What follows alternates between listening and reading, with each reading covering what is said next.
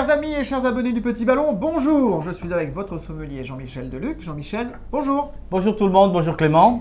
Qu'est-ce qu'on déguste, Jean-Michel? On va aller un petit peu dans le sud, pas loin de Carcassonne, sur le contrefort de ce qu'on appelle la montagne noire, donc des vignobles un petit peu en altitude, ce qui amène quand même une certaine fraîcheur, et sur une très belle appellation, une des plus belles à mon avis du Languedoc, c'est Faugère. Voilà, l'appellation Faugère, au château des A12, et nous sommes sur un millésime assez jeune, 2017.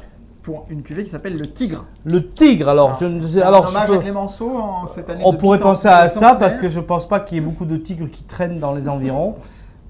Pas dernièrement en tout cas. On l'espère pour en tout cas. Ouais.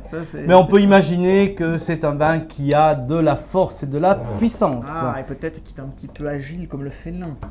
Exactement. On va voir ça. On va voir ça très rapidement. Donc on est sur une composition de Syrah, de Grenache et de Carignan. Voilà, on est vraiment dans trois cépages. Le Carignan qui est un cépage que j'affectionne particulièrement. Et là, vous m'expliquiez tout à l'heure, hors antenne, que c'est fait à 400 mètres d'altitude. Donc on a des vignes effectivement à Faugère qui remontent un petit peu en altitude. Donc on a une fraîcheur, on parle toujours des phénomènes climatiques cévenols, etc. Et effectivement on a une fraîcheur qu'on n'a pas en plaine. Et effectivement c'est bien pour les vins, ça donne des vins plus équilibrés, je dirais. Très bien, avant de goûter cet équilibre, on va Carignan, Syrah, ça apporte de la couleur. C'est des cépages qui ont des peaux relativement épaisses. Le Grenache donne moins de couleur en général. Mais là, on voit quand même une dominante de Carignan et de Syrah quand même, parce qu'il y a beaucoup de couleurs. Ça reste très jeune, 2017, c'est encore sur une connotation un peu pourpre. Donc un vin qui n'a même pas commencé son évolution. Alors au nez? Très profond, très réglissé. Il y a un côté ancre, il y a un côté cassis, mûr, myrtille, sureau. C'est une concentration de fruits noirs extraordinaire. Tout à fait. Il y a une note florale, il y a un côté un petit peu violette, pivoine. On a des notes de réglisse, je ne sais pas si je l'ai dit ou pas, mais on a une réglisse… plutôt deux fois qu'une. Voilà, un petit peu mentholée, il y a quand même de la fraîcheur.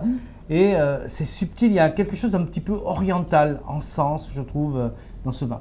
Et on va le goûter maintenant pour savoir, pour mettre quelque chose sur nos papilles. Charnu.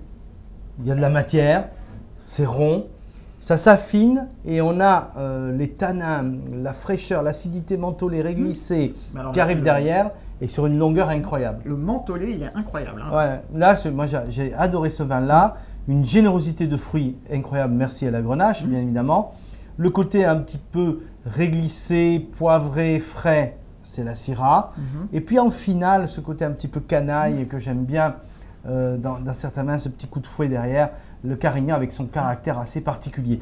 Donc voilà un vin qui est absolument magnifique. Plein de surprises parce qu'on s'attend à un truc charpenté. Puis alors non, c'est très fin, généreux, ça donne beaucoup de choses, mais c'est fin. Et alors du coup, on va le servir à quelle occasion? Avec quoi? 16 degrés, 17 degrés, pas trop chaud, pas trop tempéré quand même. Donc juste un petit peu frais, un cadre dans le frigo. En carafe, 1 heure, voire 2 heures avant. C'est un vin qui peut tenir ses 10 ans en cave sans aucun souci.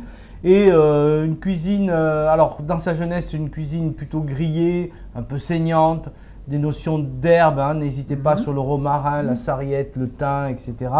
Cuisine un petit peu parfumée. Qui ira très bien avec le petit mentholé. On va parler de barbecue, même si ce n'est pas en saison, mais voilà, c'est cet esprit-là que je trouve qui est absolument merveilleux. Et puis dans quelques années, les gibiers, les viandes en sauce, les fromages un petit peu puissants, parfait. Très bien. Merci Jean-Michel pour ce Château des A12, donc appellation Faugère, qui vous plaît beaucoup. Pour ce millésime 2017. Voilà, millésime 2017. Bravo, vin magnifique. Le Tigre. Bonne dégustation.